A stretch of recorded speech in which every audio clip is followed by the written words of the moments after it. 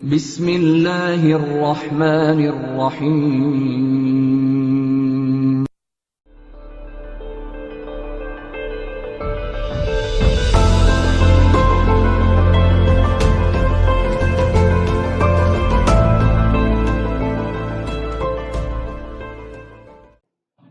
बिस्मिल्लाहिर्रहमानिर्रहीम। अस्सलाम वालेकुम एंड वेलकम स्टूडेंट्स। होपफुली आप सब खैरियत से होंगे। स्टूडेंट्स, आज की इस वीडियो में हम चैप्टर नंबर 10 का नेक्स्ट थ्योरम यानी थ्योरम नंबर 4A इस पे बात करेंगे।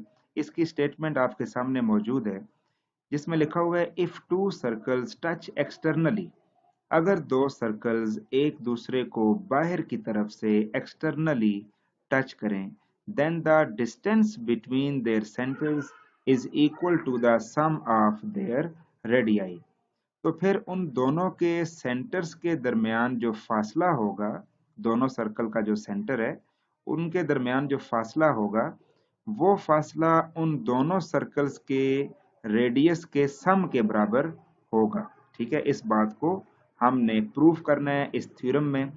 तो सबसे पहले अगर हम इस स्टेटमेंट को देखते हुए एक डायग्राम ड्रा करें, वैसे तो डायग्राम आपके सामने ये बनी हुई है, लेकिन जस्ट उसका एक इनिशिएटिव लेने के लिए या उसकी एक बेस समझने के लिए हम एक अलग से डायग्राम यहाँ पे सपोज करते हैं कि फर्ज किया हमारे पास ये एक सर्कल है, ये आपके पास एक पहला सर्कल है जी। ठीक है, तो जैसे उसने कहा है ना कि if two circles touch externally, दो सर्कल्स अगर एक दूसरे को एक्सटर्नली टच करें तो वो सर्कल्स इक्वल भी हो सकते हैं और बड़े छोटे भी हो सकते हैं। दोनों सूरतों में ये जो स्टेटमेंट है ये होल्ड करती है, हम इसको प्रूव कर सकते हैं। ठीक है, तो चलिए हम सपोज करते हैं जैसे उनमें से एक सर्कल बड़ा है और एक छोटा है। ठीक है, तो ये सर्कल हमने एक बड़ा वाला ले लिया और अब ये एक सर्कल है जो कि एक दूसरा सर्कल है जी, छोटा सर्कल है।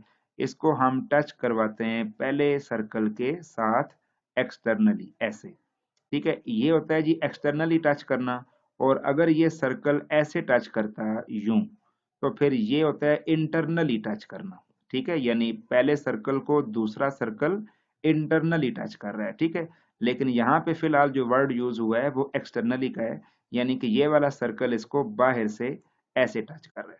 ठीक है, और अब हम ये सपोज कर लेते हैं कि जैसे पहले सर्कल का जो सेंटर है वो ये है। ठीक है, पहले सर्कल का ये सेंटर है और पहले सर्कल का जो रेडियस है वो हम सपोज कर लेते हैं कि वो रेडियस यहाँ से लेके यहाँ तक है जी। ठीक है, ये पहले सर्कल का ये रेडियस है।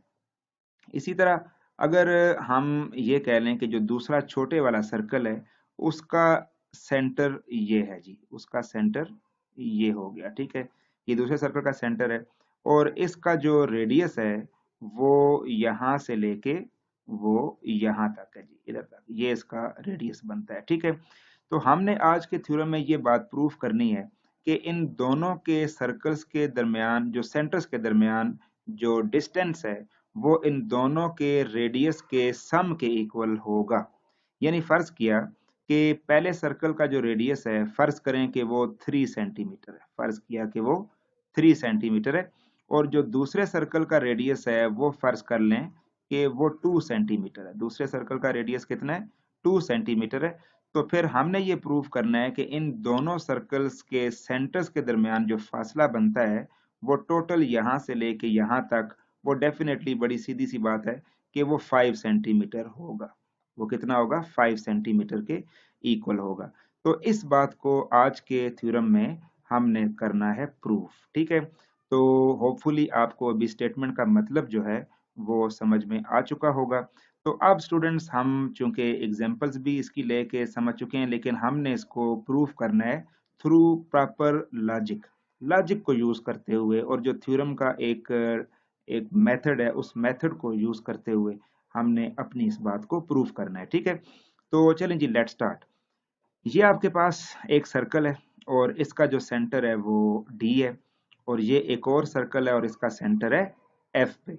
ठीक है, ये दो सर्कल्स हैं और इनका जो सेंटर है वो आपको नजर आ रहा है डी एंड एफ। इसी बात को हम अपने गिवन में लिखते हैं कि to circles with centres D and F respectively touch each other externally at point C ये दोनों सर्कल्स जो एक दूसरे को टच कर रहे हैं वो इस पॉइंट पे यहाँ पे टच कर रहे हैं और इस पॉइंट का नाम है C। ठीक है, so that CD and CF are respectively the radii of the two circles. इन दोनों सर्कल्स के जो रेडियस हैं, एक का रेडियस है CD और दूसरे का रेडियस है CF। तो ये जो दोनों सर्कल्स के जो रेडियस हैं ये भी हमने यहाँ पे मेंशन कर दिए हैं। ठीक है जी, तो ये था हमारा गिवन। अब हमने प्रूफ क्या करना है? प्रूफ हमने ये करना है कि इन दोनों के दरमियान, दोनों के जो सेंटर्स के दरमियान फासला है जिसको हम DF बोलते हैं, यानी कि DF जो है it will be equal to the sum of their radii, यानी पहले का रेडियस है CD, दूसरे का रेडियस है CF, तो इन दोनों के सम के इक्वल होगा। इस बात को हमने प्रूफ करना है, यानी ये हमारा टू प्रूव है। ये जो है ये स्टेटमेंट, ये हमारा टू प्रूव है। ठीक है, रही बात ये इस पिछली वर्डिंग की, तो इस वर्डिंग को आप लिखना चाहें तो आपकी मर्जी है, ना भी लिखना चाहें तो इसके बगैर भी हमारा ये जो पॉइंट है वो क्लियर हो रहा है टू प्रूफ का। ठीक है, अब हम चलते हैं कंस्ट्रक्शन की तरफ। कंस्ट्रक्शन में हमने क्या किया, तवज्जो से, हमने ये किया कि इन दोनों सर्कल्स का एक कॉमन टेंजेंट बनाया। कॉमन टेंजेंट, कॉमन टेंजेंट क्या होता है? देखिए, कॉमन वो चीज होती है जो एक ही वक्त में एक से ज्यादा ऑब्जेक्ट्स के लिए इस्तेमाल हो रही हो, उसको हम कहते हैं ये कॉमन है, दोनों दोनों के लिए ये कॉमन है। ठीक है, तो कॉमन टेंजेंट फिर ऐसा टेंजेंट होगा जो एक ही वक्त में दोनों सर्कल्स का टेंजेंट बन रहा होगा। ठीक है, जैसा कि आपको पता है कि टेंजेंट की मैंने क्या डेफिनेशन आपको बताई थी पिछली वीडियो में। आपको बताया गया था कि जब भी एक कोई सर्कल होता है तो उस सर्कल से अगर आप कोई लाइन बनाए जो कि उसको बाहर से टच करके गुजर रही हो, ठीक है, ये लाइन, तो ये जो लाइन होती है ये उस सर्कल का टेंजेंट कहलाती है। ये लाइन इस सर्कल का टेंजेंट है। ठीक है, लेकिन अगर हम एक काम कर लें कि यहीं पे एक सर्कल और बना लें, ये मैंने सर्कल बनाया, इसको हम जरा उसके करीब ऐसे लेके जाते हैं, ये, तो अब देखा जाए तो ये जो लाइन है, ये लाइन इस सर्कल का भी टेंजेंट ही है और इस बड़े सर्कल का भी यही टेंजेंट है, यानी ये कॉमन टेंजेंट है ऑफ बोथ सर्कल्स। ठीक है, दोनों सर्कल्स का ये कॉमन टेंजेंट बन रहा है। ठीक है, तो स्टूडेंट्स ये बात यहाँ पे हमने करनी है कि दोनों सर्कल्स का हमने एक कॉमन टेंजेंट ड्रा कर लिया। ठीक है, और उस कॉमन टेंजेंट का नाम रखा ए। वैसे हम उसको ए बी भी कह सकते थे, लेकिन हमने चूंकि ये भी बताना है कि वो टेंजेंट किस जगह पे टेंजेंट बन रहा है, कौन से पॉइंट पे वो सर्कल्स को टच कर रहा है, तो फिर हम टेंजेंट का जब नाम लेंगे तो वो साथ सी का भी नाम लेंगे। तो ये टेंजेंट बजाय ए बी लिखने के बेहतर ये होगा कि हम इसको ए सी बी लिखें, ताकि पता चले कि ये टेंजेंट गुजर कहाँ से रहा है, सी से गुजर रहा है या किसी और पॉइंट से गुजर रहा है। ठीक है, draw ACB as a common tangent to the pair of the circles at C।